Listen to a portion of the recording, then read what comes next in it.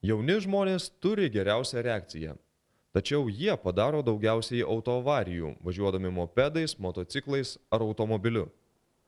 Daugiau nei pusę visų eismo įvykių su mopedais ir motociklais sukelia jauni žmonės ir maždaug trečdalį visų eismo įvykių su automobiliais sukelia vairuotojai, kurie vairuoja mažiau nei 1 metus.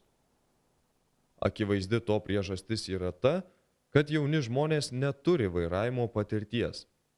Jie nėra gerai susipažinę su automobiliu ar motociklu.